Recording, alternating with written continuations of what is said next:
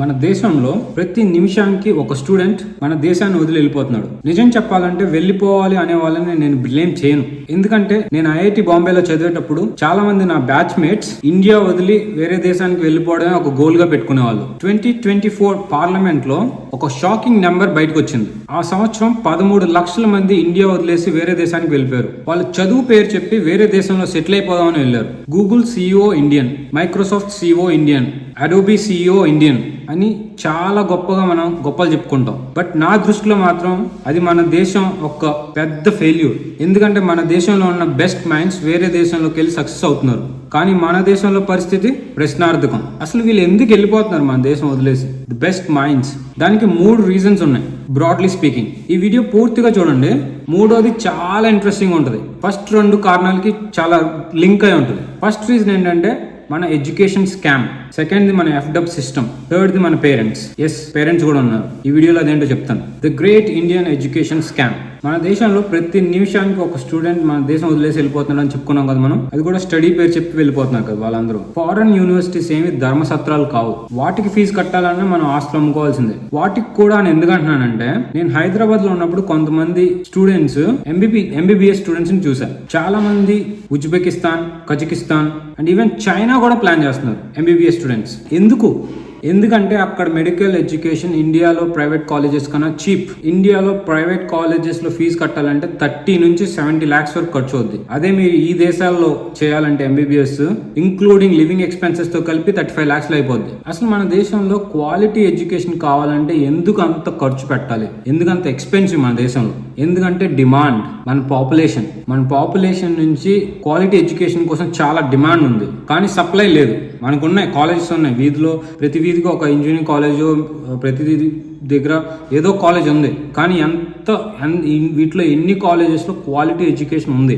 Suppose MBBS చూసుకుంటే మనకున్న 1.4 lakh MBBS seats కోసం 20 లక్షల మంది స్టూడెంట్స్ అప్లై చేస్తారు. మరి ఈ 18-19 లక్షల మంది స్టూడెంట్స్ ఏం చేయాలి? దేశం వదిలేసి వెళ్ళిపోవాలి. MBBS కాదు, ఇంజనీరింగ్ మనం ఒక క్వాలిటీ ఐఐటీలో కానీ ఎక్కడన్నా చేయాలనుకుంటే టూ మచ్ డిమాండ్ కానీ లెస్ సప్లై. చాలా లిమిటెడ్ సీట్స్ ఉంటాయి అక్కడ. మళ్ళీ దానికి తోడు IITs లో రావాలంటే 5th క్లాస్ 6th క్లాస్ నుంచి IIT JEE ఎగ్జామ్ కి ప్రిపేర్ అవ్వాలి. కోచింగ్ సెంటర్స్ ఏమో స్టూడెంట్స్ ని ఒక మెషిన్స్ లాగా ట్రీట్ చేస్తాయి అనమాట. టూ మచ్ ప్రెషర్ పెడతాయి ఆ ఉన్న తక్కువ సీట్స్ కోసం వీళ్ళందరినీ ప్రిపేర్ చేసి. కానీ మనకి రియాలిటీ తెలుసు, అక్కడ ఉన్న కొన్ని సీట్లు ఇక్కడ ఉన్న వాళ్ళేమో ఎక్కువ మంది ప్రిపేర్ అవుతున్నారు అని. కొంతమంది స్టూడెంట్స్ ఇది ముందే రియలైజ్ అయిపోయి అసలు చదవడమే మానేస్తారు. ముందే మెంటల్ గా డ్రాప్ అయిపోతారు. ఎలాగో మనకు రాదులే, ఈ 4 years ఈ 2 years ఇలా వెళ్ళిపోయిలే ఇంటర్లో అనుకుంటారు. దాంతో వాళ్ళు యాక్చువల్ గా నేర్చుకునేది 0, ఏమి నేర్చుకోరు. మన యూనివర్సిటీస్ గ్లోబల్ ర్యాంకింగ్స్ లో చాలా తక్కువ ర్యాంక్ లో ఉంటాయి అన్నమాట. మన దేశంలో చాలా టాలెంట్ ఉంది. టాలెంట్ లేదని నేను అన్నాను, కానీ quality teachers, quality research, quality labs అసలు ఎక్కడ ఉన్నాయి? చాలా తక్కువ కాలేజెస్లో ఎక్కడ ఉన్నాయి. దానికోసం అందరూ కొట్టుకోవాలి. ఇంకా చాలా కాలేజెస్ లో సిలబస్ చూస్తే మీరు 1995 ఆ టైంలో సిలబస్ చెప్తున్నారు. విజయవాడలో నేను మొన్న ఒక డిగ్రీ కాలేజ్కి వెళ్తే వాళ్ళ సిలబస్ ఒకసారి చూసాను. వాళ్ళు ఒక 1 year ఒక సబ్జెక్ట్ అయితే 1 year మొత్తం MS Office Excel నేర్పిస్తారంట. MS Office Excel నేర్చుకోవాలంటే ఈ రోజుల్లో 1 year కావాలా? అండ్ మాక్సిమం అక్కడ ఎవరికి ల్యాప్టాప్ కూడా లేదు. మరి వాళ్ళు ఎలా నేర్చుకుంటారు? బోర్డ్ పైన టీచర్ బొమ్మ వేసి ఇలా ఉంటుంది విండోస్ అనేది అని చూపిస్తే వీళ్ళు ఇక్కడ నేర్చుకుంటున్నారు. So end of the year వాళ్ళ MS Office ఏమైనా ఎక్సెల్ ఏమైనా వచ్చా అంటే అది కూడా రాదు. తెలుసు అంతే, ఎక్సెల్ ఉంటుంది, క్వశ్చన్లు వస్తాయి, ఫామ్ లో రాస్తారు, ఎగ్జామ్ పాస్ అయిపోతారు. బీటెక్లు బీకామ్లో డిగ్రీలు చేతికి వచ్చేస్తాయి. ఏమైనా నేర్చుకుంటారా ప్రాక్టికల్ గా? ఏమి లేదు. సో వీళ్ళందరూ ఏమవుతారంటే బీటెక్లు బీకామ్లు చేసిన తర్వాత అట్లీస్ట్ మాస్టర్స్ అన్న ఒక మంచి కాలేజ్కి వెళ్ళి నేర్చుకుందాం, ఒక ఫారెన్ యూనివర్సిటీకి వెళ్ళి నేర్చుకుందాం, డబ్బులు ఖర్చు అయినా పర్లేదని చెప్పి ఇన్నేళ్ళు ఏమి చేయకుండా ఇప్పుడు నేర్చుకోవడానికి వెళ్తారనమాట. వీళ్ళందరూ టాలెంటెడ్ కాదా అంటే అది నేను చెప్పను. వీళ్ళందరూ చాలా తెలివైన వాడు, టాలెంటెడే. కానీ మన సిస్టమ్ అంతా వాళ్ళని అక్కడ దాకా తీసుకొచ్చేదాకా కూడా ఏమి చేయదు. వాళ్ళు అక్కడ దాకా వచ్చి మునిగి తేలిన తర్వాత తెలుస్తుంది వాళ్ళకి. మన ఎడ్యుకేషన్ సిస్టమ్ అనేది మన డెమోక్రసీలో మన ఎలక్షన్ స్కామ్ కన్నా పెద్ద స్కామ్, పెద్ద పాపం కూడా. ఎంతమంది జీవితాలతో ఇంత టైం వేస్ట్ చేపించి, ఏం స్కిల్ లేకుండా ఏదో ఆశ చూపించి తర్వాత it's a very big scam. పూర్వం యథా రాజా తదా ప్రజ అనేవాళ్ళు, కానీ ఇప్పుడు యథా సిస్టమ్ కథా కష్టం అంటున్నారు. మన సిస్టమ్ బట్టి మన కష్టాలు కూడా ఉన్నాయి. మనం హానెస్ట్ గా చెప్పాలంటే మన దేశం వదిలి వెళ్తున్న యూత్ అంతా ఎడ్యుకేషన్ కోసమే వెళ్ళట్లేదు. ఇండియాలో లైఫ్ ఏం బాగుంటది? ఫారెన్కి వెళ్ళి ఆ కష్టం ఏదో అక్కడే పడితే అక్కడే సెటిల్ అయిపోవచ్చు అని వెళ్తున్నారు. మన సిటీస్ చూస్తే ఎంతమంది జనాభా, అసలు ప్లానింగే ఉండదు మన సిటీస్ కి. ముంబై, బెంగళూరు, హైదరాబాద్, చెన్నై, ఏ సిటీ అయినా తీసుకోండి మీరు, వర్షం పడితే మునిగిపోతాయి. మన ఫ్యామిలీతో గడిపేదానికంటే మనం ట్రాఫిక్ లో ఎక్కువసేపు గడుపుతాం. మన పొల్యూషన్ గురించి వారానికి ఒకసారి ఇంటర్నేషనల్ న్యూస్ లో కూడా వచ్చింది. మనందరికి చాలా హెల్త్ ఇష్యూస్ కూడా చాలా పెరిగిపోయినాయి. గవర్నమెంట్ ఏమో సిటిజన్స్ ని బ్లేమ్ చేస్తుంది, సిటిజన్స్ ఏమో గవర్నమెంట్ ని బ్లేమ్ చేస్తారు. దీనికి అసలు ఎవరిది రెస్పాన్సిబిలిటీ? రోడ్ మీద ట్రాఫిక్ లో వెళ్తే మనకు అసలు బేసిక్ సివిక్ సెన్స్ మిస్ అయిపోద్ది మన పాపులేషన్ నుంచి. గోడల మీద పాన్ పరాగులు నవిలి ఊసేయడం, ఎక్కడ పడితే అక్కడ toilets. Then comes taxes, income tax, GST, fuel tax, road tax. ఇవన్నీ మనం కడుతున్నాగా మనకు తిరిగి ఏమొస్తుంది? గుంటలు పడిపోయిన రోడ్లు, లైట్స్ పనిచేయని స్ట్రీట్స్.